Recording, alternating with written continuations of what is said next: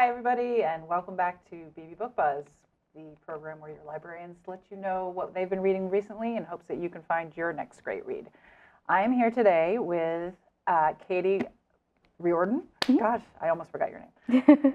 who works with me in the reference department, and we have a new special, not a special guest. We hope she will return, Ari DeLovo, and who works at our circulation desk, and I am Karen Stern, and I'm at reference as well. And today we're going to start with Katie, who has a historical for us. Yeah, it has pretty much everything in it. It's called Code Name Helene, or Helena, or Elaine, depending on who's actually saying it. But it is a action-packed historical fiction that tells the story of a woman who came from actually New Zealand. It's a very unique woman. I've never heard of someone like her before. She came from New Zealand and ended up all over the world, and then ended up in France pre-occupation of World War II. And she just does amazing things. And she was a real woman. She's a real woman. But that's the thing. This is a fictional. This is a fictional book based on a true story, but it's in every way it kind of looks like a spy thriller that is going to like break your heart. Oh. Yeah, I know. It's going to break your heart, but it's also going to lift you back up, but it's phenomenal. Anyway, so the main character, her name is Nancy Wake, but she goes by many, many names throughout this whole book. She goes by Lucienne Carlet to smuggle people across the border. She goes by the White Mouse when the entire, Nazi army was looking for her and had a $5 million bounty on her head. That's what they called her? The White Mouse. The White Mouse. Yeah. Okay. Purely because no one could find her and she got through everything. Wow. They just wanted a female operative and they had nothing else to her name other than the White Mouse. Another one is called Elaine, which is the one she's known for in the French Resistance. And then two people who knew her, it was Nancy.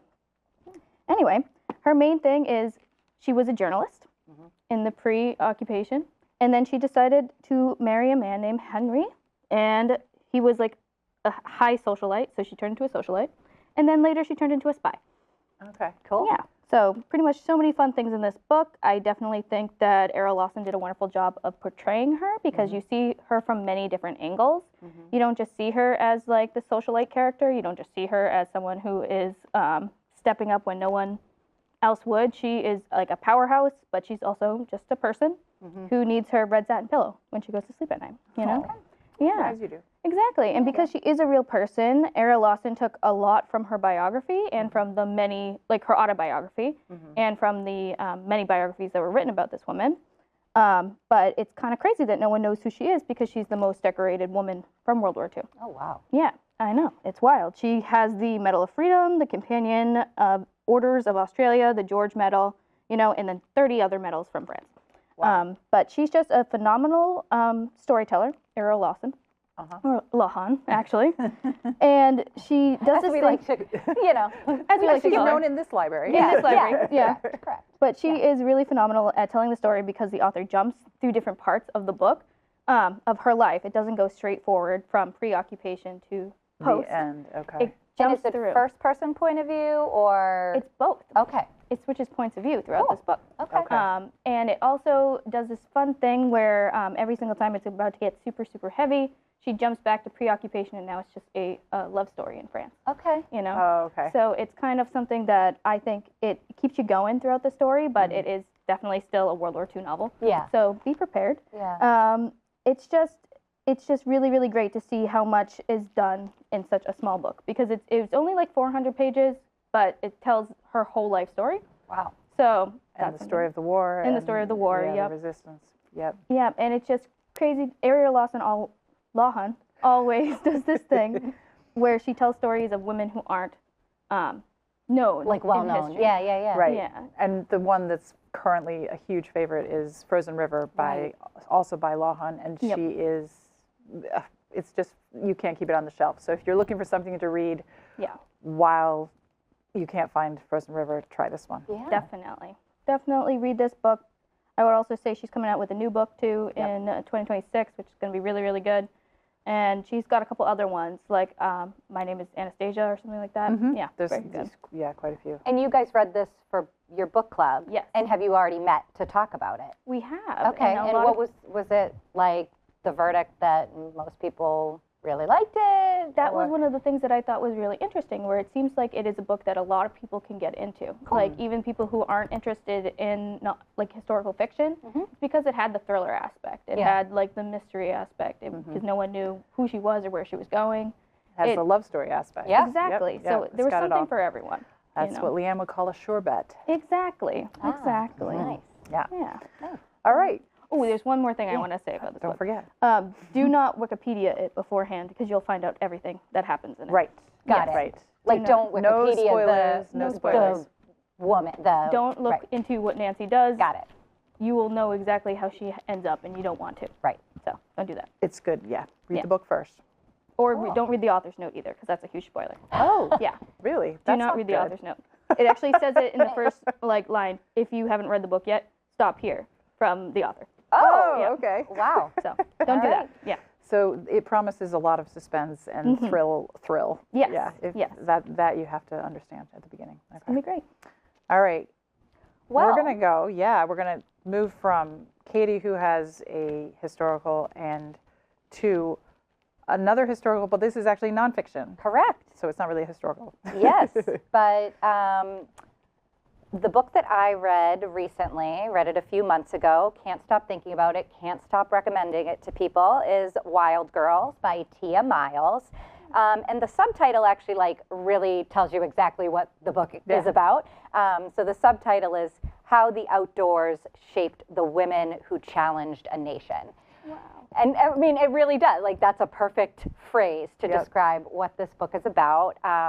It is American, women in American history, but from really all different parts of American history.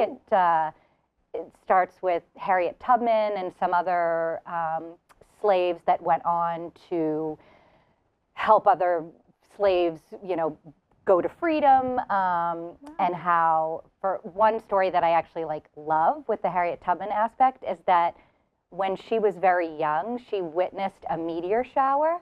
So she was outside a lot, but she saw this meteor shower and was like, that makes me believe in a higher power. Like, I don't know what that is, but this gives me hope that this life is not meant, there is more than this, and there is freedom that can come. So just little things like that where I felt really, I should back up a little bit, because I do want to say I don't usually read nonfiction. Yeah. I really don't. I'm a fiction girly through and through. And so We know this about you. this book kind of found its way to me. Ooh. I was at swim lessons with my daughter, and her coach, it was actually her coach from a session before, who just happened to be there, came up to me with a copy of this book that was very loved, very tattered. It was beat up. And she's just like, hi, I don't know if you remember me. I'm like, yeah, of course. And she's like, I have this book that I just feel like you should read. And she's like, I know we don't know each other that well. She's like, I follow you on socials, and she's like, and I see how you are with Catherine, and you're raising her to be this strong little girl, and I see the kind of things that you post online. She's like, I think you'll love this book. I have to get, it was her copy of the book, and she's just like, please don't rush, even if you don't give it back, whatever. And I'm like, well, gosh, now I have to read this book, and I ended up getting the audio. I have a Spotify account, and you can get some audiobooks, not often everything, but for some reason, this book was on there. I started listening, and I just couldn't stop. Oh, wow. I loved it. The audio was beautiful. Yep. It's so narratively, lyrically told. So I'm learning all these things about some women that I had heard about. Even there's stories about Louisa May Alcott. I think I was telling you that I was just are so fun. I don't know, I love Little Women, but to hear how Louisa May Alcott herself, through nature, was sort of playing with gender, and was kind of not a girly girl, and she'd be wearing her bloomers out in public, running, I mean, I really think that's what they called. They're their little bloomers. Yeah. And she'd be running around, and was kind of wild, and that's where Jo March comes from. Yeah.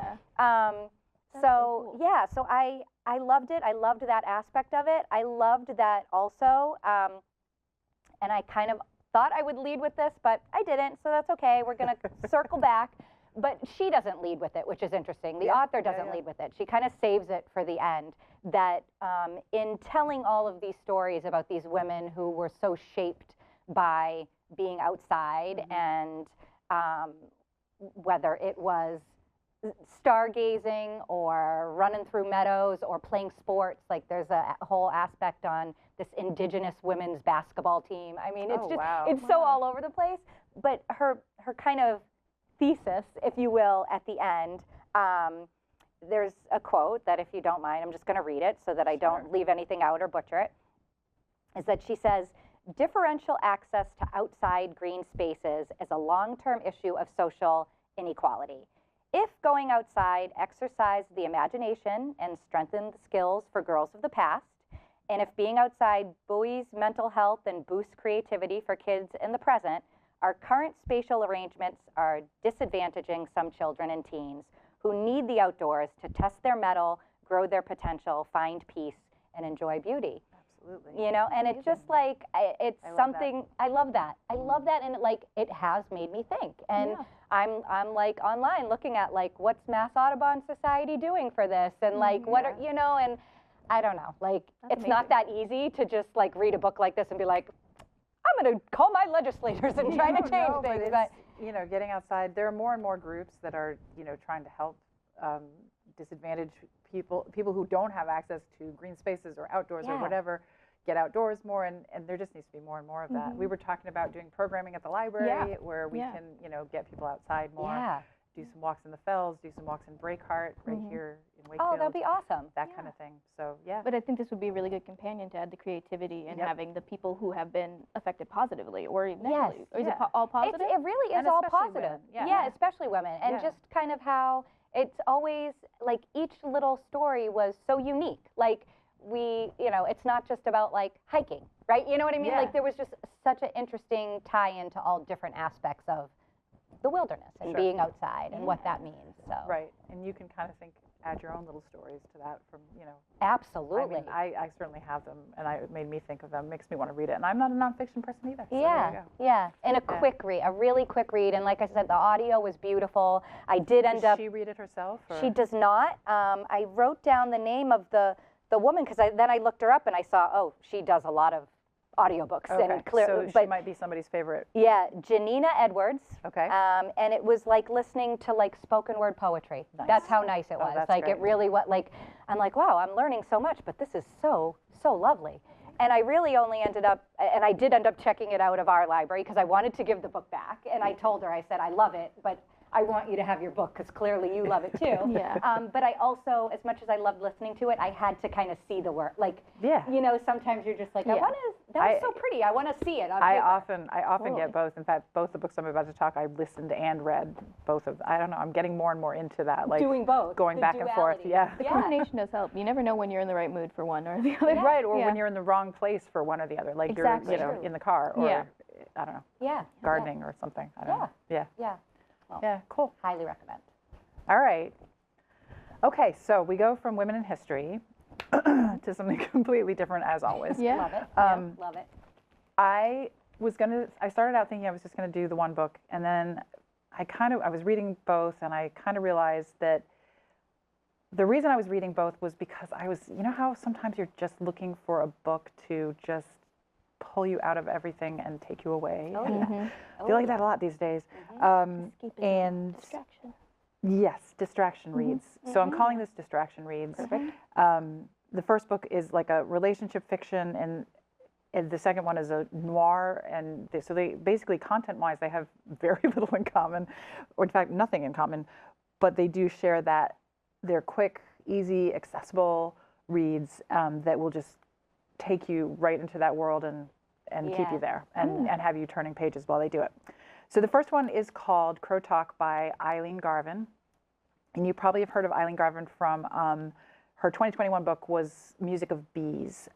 And I think the story arc for this one, I haven't read that one, but the story arc for this one is kind of similar. It's bringing people who are unknown to each other together to form some kind of unexpected bond. It's that kind of story. In this case, it's a friendship. But I picked this one up, speaking of stories of why, because I have this weird newfound interest in crows, and I liked the title, and I just think crows are very cool and very smart and into communal living in a way that I really find interesting. Yeah. And they kind of get a bad rap, you know, they're always like associated with death and dark stuff.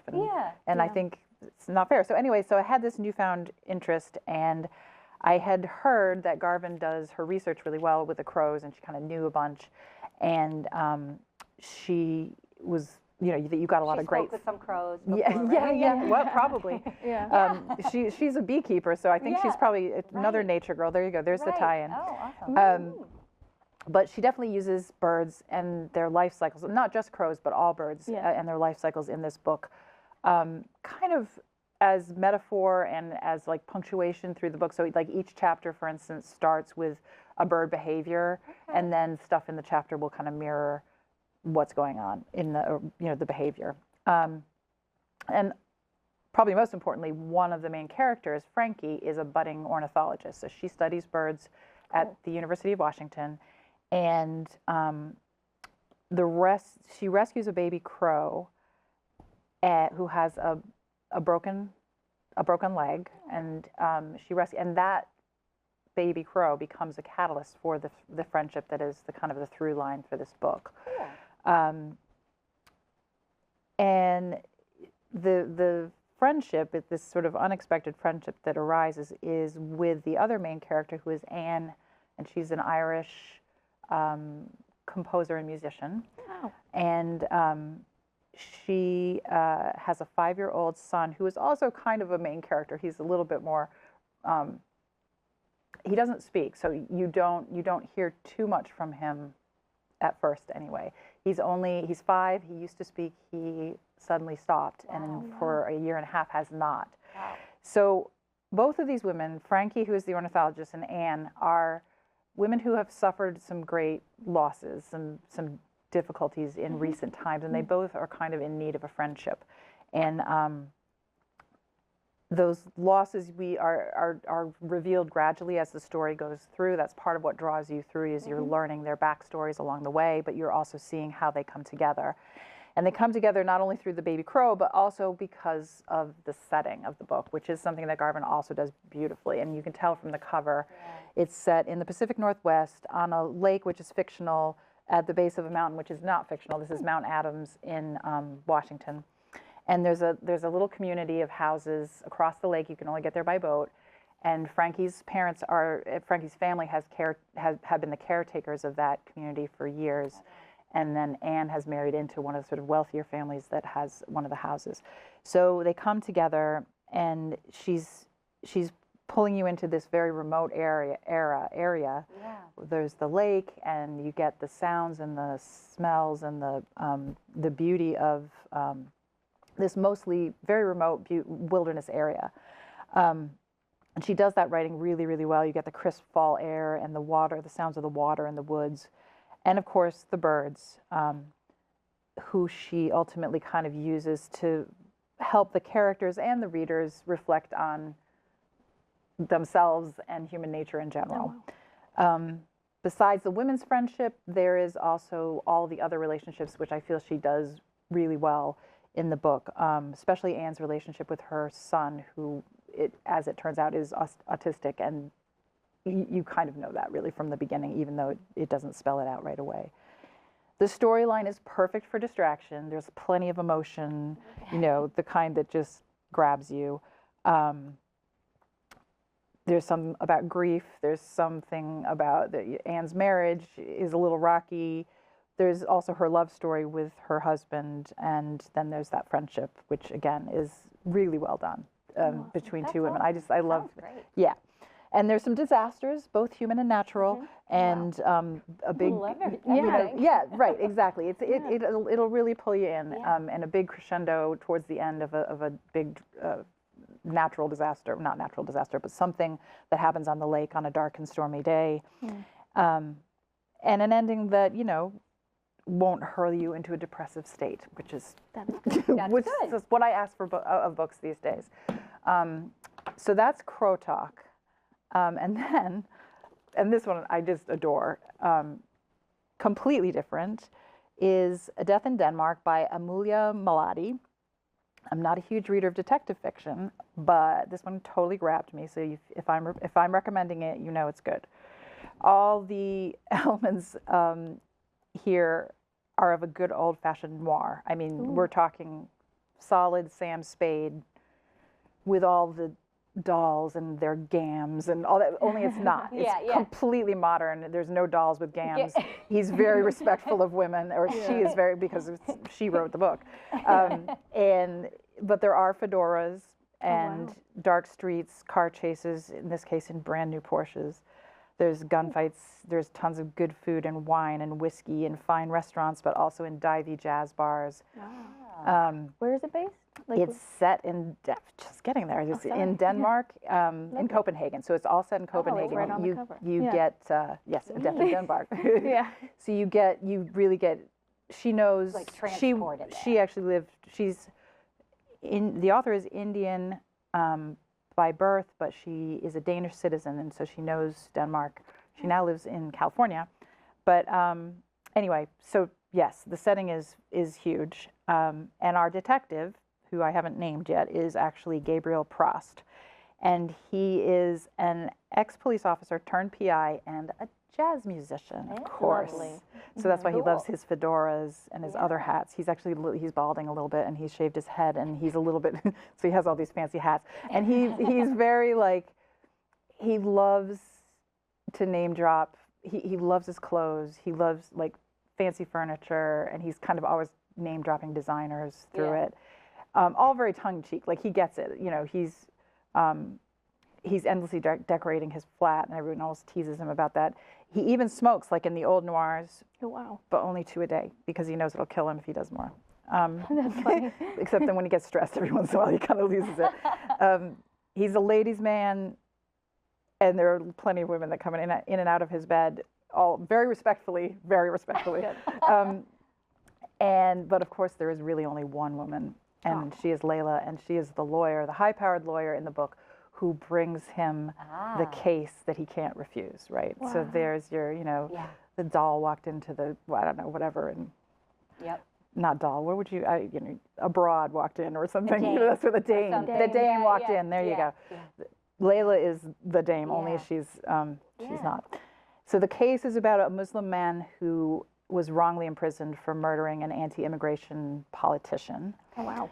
So that's where the political intrigue comes in, and we do have a lot of that. This is essentially a political thriller slash, PI detective novel. There's some very old stuff to do with Danish Nazi collaborators, but there's also some new stuff that has to do with Russian gangsters. So this is all tossed together in this one little book. I mean, which it looks very manageable. It is incredibly manageable, and all the while, he's trying to put these pieces together with a great cast of characters. He has a bunch of friends. The ex-police chief who was his ex-boss. Sorry, the police chief who was his ex-boss. An old gangster who used to be his informant, I think, and he's now friends with, who's also an ex-gangster. His college best friends. All these people are in here, and they're all kind of helping him out in whatever ways they can, and relationships are really well done. And then all of this, he's trying to put this story, this mystery together with Layla without falling back in love with her. Right. Oh. Okay, so that's the tension of the mystery plus the tension of that relationship is kind of what drives it, plus all the other stuff. Anyway, despite some of the dark subject matter, the content, there's a real lightness to the storytelling in this, in part because he's a wisecracking Sam Spade type. He's funny. Yeah. And also because the author herself doesn't ever seem to take it too seriously.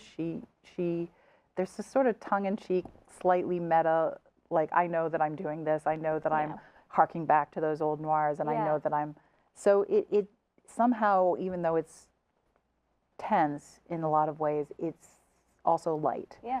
And it just pulls you right through. I think Dashiell Hammett would probably approve. Yeah.